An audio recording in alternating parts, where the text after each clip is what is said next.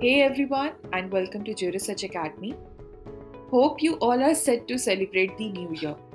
So, with this new year, let's have a clarity on the topic which might be new for you, which is API or Academic Performance Indicator.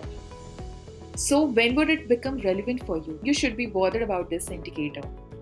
When? The moment you are applying for teaching in college or universities. So once you have qualified NET exam, then while applying for professorship in college or universities to become eligible for person interview, you need to calculate API. So let's have a brief discussion on this. Let's quickly see that what is API and what does it measure. First of all, it is known as Academic Performance Indicator.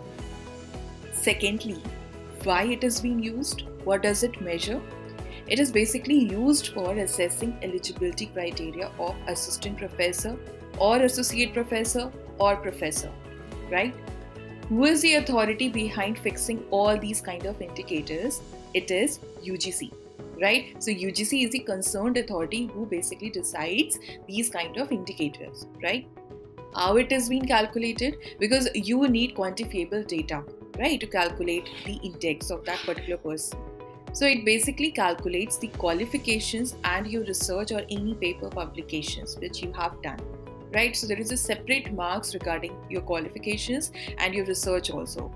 So in this video, I will be only dealing with the API of assistant professor, and that too for universities and separately for the colleges. Now, let's see what will be the API score for a person while applying for assistant professor in universities. I have taken this data from Draft UGC Regulation of 2018. Now, let's have a look on this table. So, if you have completed your graduation and have secured 80% or above marks, then your API or the score for the graduation will be 15, right? Whereas, if you have secured percentage between 80 to 60%, then your score will be 30. Whereas, if you have secured 60 to 55%, your score will be 10. So, here is 15, 13 and 10 marks is allocated for the graduation and according to the percentages you have got. Now let's come to the post-graduation. Same as with the post-graduation, over here see the percentages window are given and according to that their appropriate marks has been allotted. Right, so we have got 28, 25 and 20 according to the percentages which you have secured in your post-graduation. Moreover, if you have completed MPhil, right, so over here 7 and 5 marks are being allotted over here according to the percentages secured by you.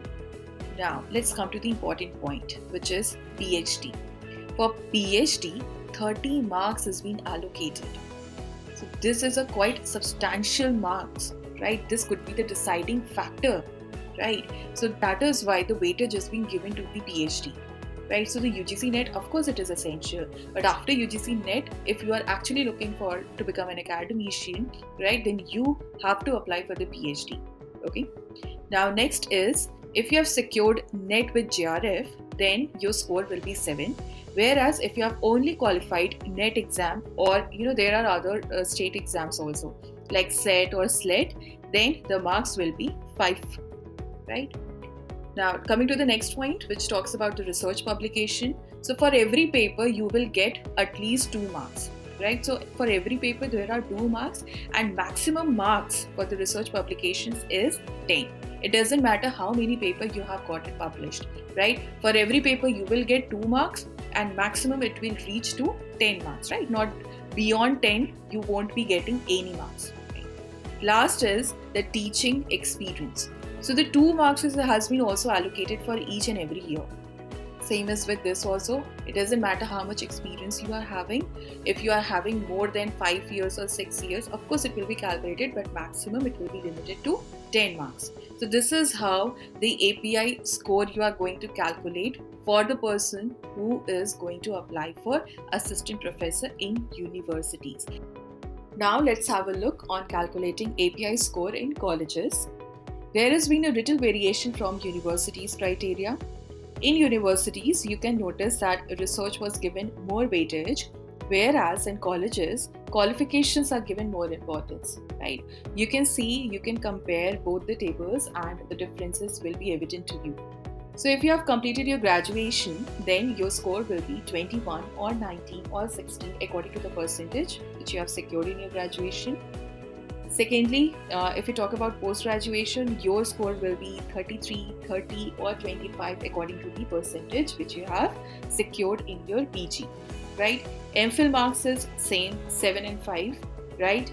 For PhD, see, 20 marks has been given. And in case of universities, you will get 30 marks. So see, the 10 marks difference has been there. Now let's talk about NET. So if you have qualified NET with JRF, your marks will be 10. Whereas if you have only qualified NET exam or any other state exams, right, or other equivalent exams, your marks will be 8. Now if we talk about research publications, 2 marks are there for each and every paper and maximum marks you will get is 6. Last is about the teaching experience. So 2 marks are allotted for every year and maximum your score will be 10. Right? So this is how the API score is calculated if you are going for assistant professor. By now you have known that what is API, how it is being calculated, for whom it is being calculated, right? But have you ever imagined that why does it came into existence? What is the object of API? Why do we need API? So the best answer to this is that just to push research and publications. Research is very much important for any economy. Research is important in every domain. So to be an academician, it doesn't mean that your whole energy should be put in teaching. You should also use your competence in researching legal aspects or any interdisciplinary aspects. Another point which I would like to share with you is that how API score will help you. So there is a general conception that if your API falls around 75, then you are in a safe position to secure a job or to appear in a personal interview. So your chances becomes maximum if your API score is around 75 or more. The other helpful aspect of API is to provide promotion and career advancement to faculties working in colleges or universities, right? So these are all the vital aspects related to the API. So these were some vital aspects related to API. Do let us know your views on API as well. Thank you for watching this video, and on behalf of JuResearch Academy, I wish everyone a happy new year and may you have more success in upcoming year. Please do like and share this video and subscribe with JuResearch Academy to get further updates.